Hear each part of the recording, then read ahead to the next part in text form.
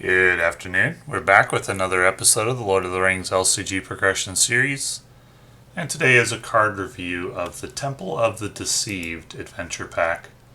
Third of the set, the Dream Chaser set. And so let's take a look. The hero for this adventure pack is Elfhelm.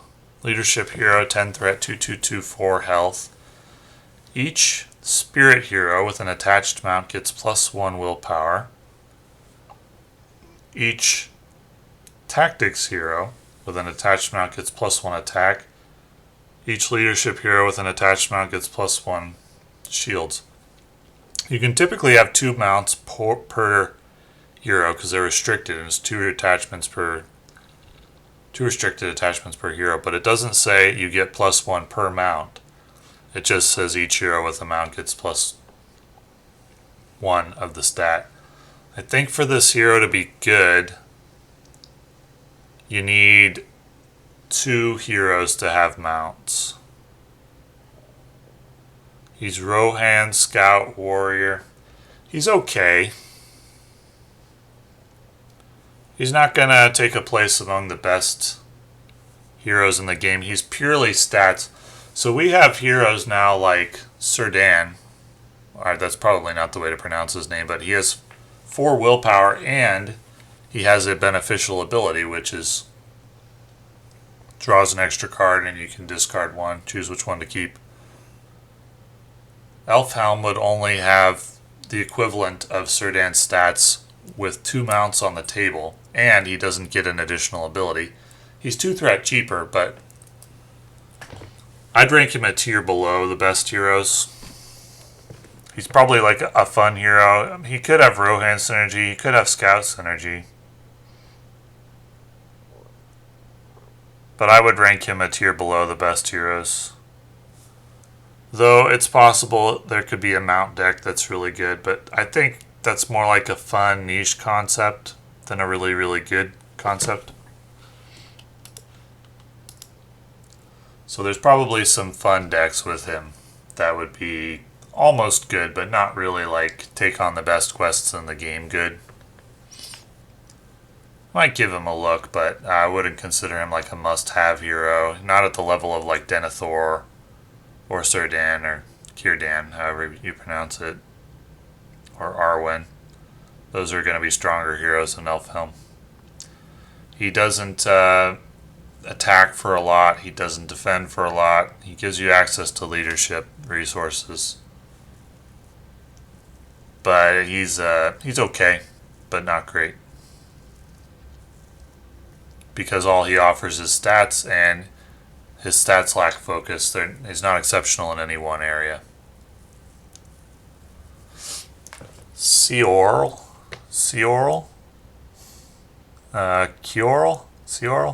2 cost, 1/2/0, 2 health, Rohan Scout. Action, spend 1 resource to ready Ciorl, then you may give control of him to another player. Any player may trigger this action. Well, that doesn't offer a lot in solo play. It's a useless action. 2 attack for 2 cost is not bad, especially with Rohan synergy, so he might be worth a look in a Rohan deck if you're running leadership in that deck, just for his 2 attack for 2 cost. But the ability is not going to be good in solo. Doesn't do anything in solo.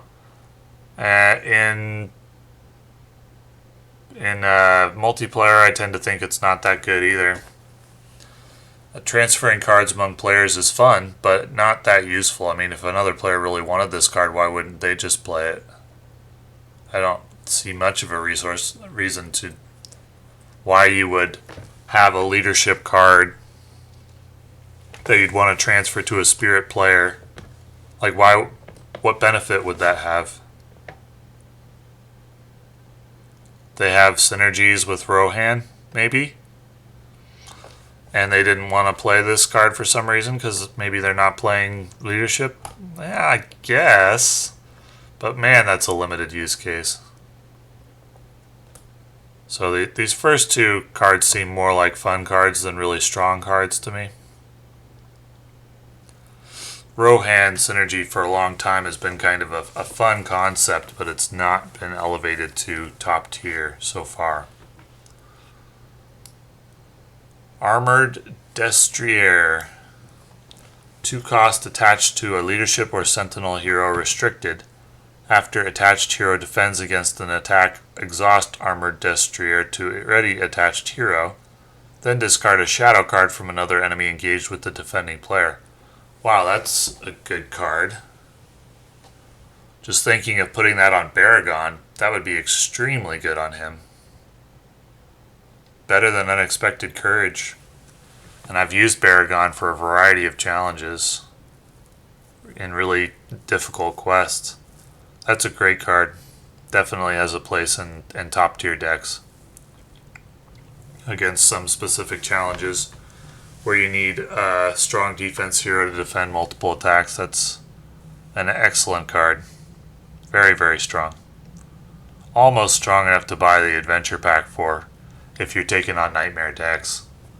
I would expect this to be a near essential card in some of those decks. And it's very rare to say that an adventure pack is worth buying just for a card that's not the hero, but this is a very, very strong card.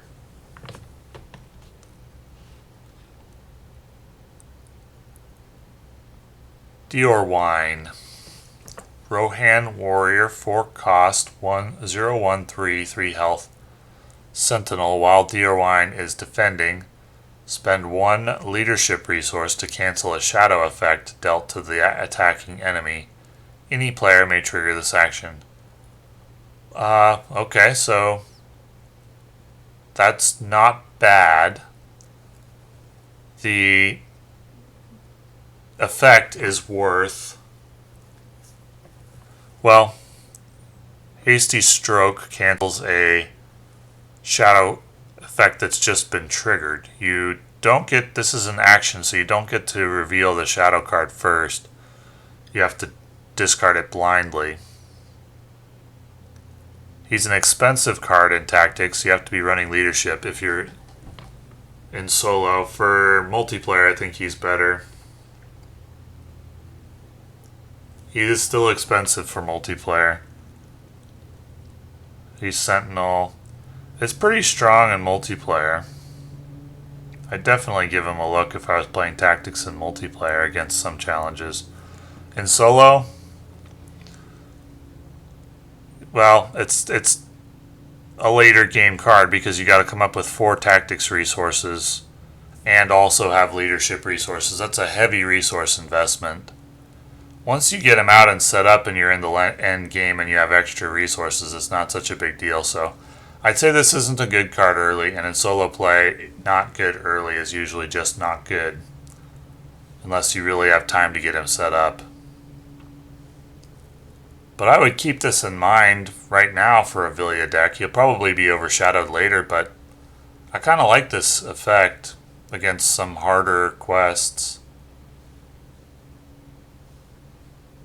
He's definitely worth keeping in mind. I don't think he's worth it to play just for 4 cost, though. You'd need cost reduction to make him good. Maybe he's overcosted because Rohan has cost reduction built in with Theoden. But if you were running Theoden and you needed access to leadership resources and you're running Tactics, you're playing Trisphere. And then you have to wait at least 3 turns to get him out, so he's not good early. And solo play not good early is usually just not good, so I think you need more cost reduction to make this good. If you could get him down to, say, 2 cost, he's pretty good. 3 cost, he's pretty good. Well, 3 cost, he's okay.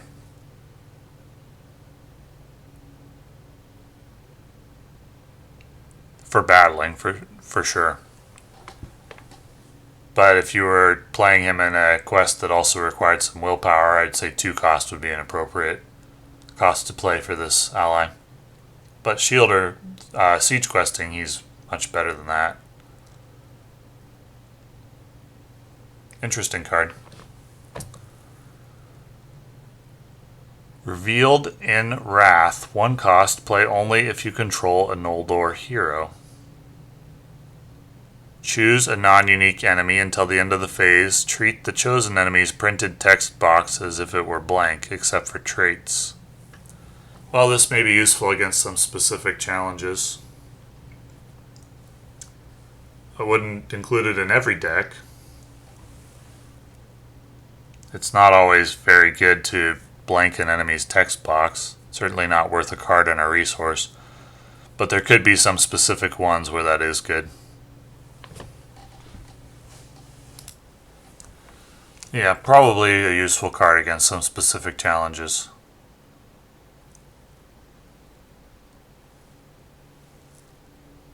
But not a card for every deck.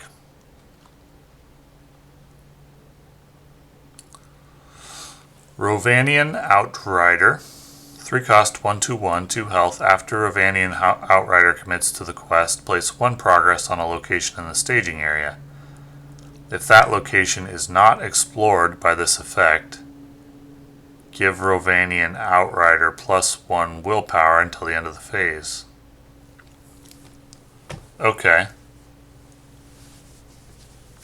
So then he would be 2 willpower, 2 attack, 1 shield. He's a Dale Scout. So you get 1 extra progress with him per turn. And 2 willpower. Well, that just gets him up to pretty good. Yeah, I mean, basically it's 3 questing progress for 3 cost. That's good. I like it. I think this is definitely worth a look in any kind of spirit questing deck. I just played one for Flight of the Stormcaller. I would include this card in a deck like that. I think it's good for questing.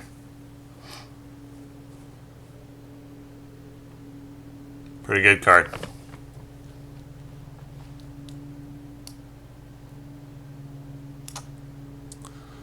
Scouting Party. 2 cost. After you commit characters to the quest, if each character you have committed to the quest is a scout, each of these characters gets +2 willpower until the end of the phase. Okay, so we got some... This coloring of the card is fooling me. I'm thinking it's a lore card, but it's spirit. And we got some scout synergies. Well, if you're running a lot of scouts, I'd run this card. Astonishing Speed is a card that I liked a lot, and it gives you 2 willpower to each Rohan character for 3 cost. This is less than that, so if you're running enough scouts that you can really take advantage of this, I'd say if you've got like 3 scouts out, this is a great card. Now, it's not great if you have to hold back other characters because you can only have scouts committed. So you really need strong scout synergy to make this work. But if you do have that, then this is a great card. And I'll look into the scout synergy a little bit, especially if something else comes out that's got scout synergy. And maybe, at least it could be a fun deck right now. I don't know if it ever gets to the point where it's strong. It will need more synergy cards. But it's possible, and I'll keep this in mind if that should happen. But yeah, in a scout deck, this is a great card. I'd run it in every scout deck ever. I don't know if a scout deck exists that's good, but I hope it does in the future. So far we've got Armored Destrier as an exceptional card. And a Rovanian Outrider is okay. Revealed in Wrath, we'll probably see some use. Dior Wine, Dior Wine could see some use in a Villia deck or something like that with cost reduction. Possibly even without it. Canceling shadow effects is pretty good. He's very interesting. So, I mean, these 3 all will probably see use. Armored Destrier as well is an extremely good card.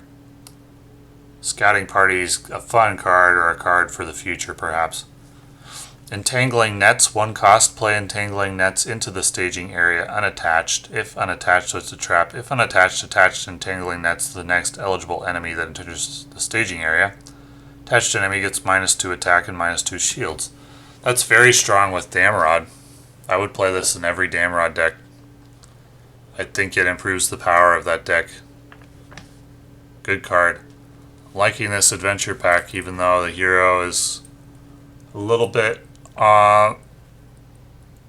weak for me, like a tier below top tier, but the cards in this adventure pack, apart from the hero, are very interesting, and a number of them are quite good. I think this adventure pack is probably worth picking up if you're intending to take on the hardest quests in the game. It's got some interesting cards in it. I don't think you buy it and immediately unlock some new interesting strategy. Usually for that you need like a really strong hero or a really strong ally. So adventure packs like this that have some really strong niche cards but nothing to build a deck around can feel a little unsatisfying to buy. Like when you buy cards, I remember you buy cards, you get home, you want to like build a new and super powerful deck around the cards. This isn't really that kind of adventure pack. This is cards that may fit into decks, cards that will be useful for specific challenges in the future, but nothing that'll feel like immediately super powerful, I don't think. So bear that in mind if you're trying to make decisions. However, some of these cards are quite good and will offer upgrades over existing decks or help to overcome specific challenges in the future. Arrows from the Trees, 1 cost, play only after making engagement checks. If no enemies were engaged this phase, deal 1 damage to each enemy in the staging area. Then the players as a group may spend 3 tactics resources to deal 2 additional damage to each enemy in the staging area. Interesting, so it's expensive but potentially very powerful.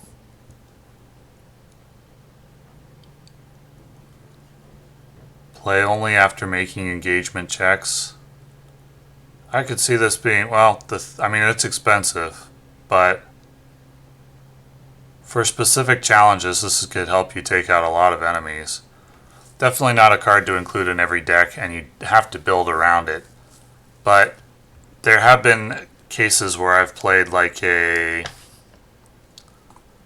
deck designed to do damage to the staging area to defeat specific challenges, some difficult quests with ranger bows or something like that. And so I'm thinking in such a case this card might be worth setting up with tactics resources and lore resources and low threat, because the effect is so powerful.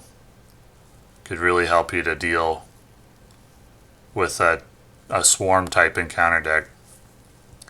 But definitely a niche card and not for use in every deck. Very interesting cards in this adventure pack. Arid Lewin Miner, 3 cost, 1/1/1, 2 health. After Miner is discarded from your deck, put it into play under your control. Well, I mean, obviously it's understated for its cost.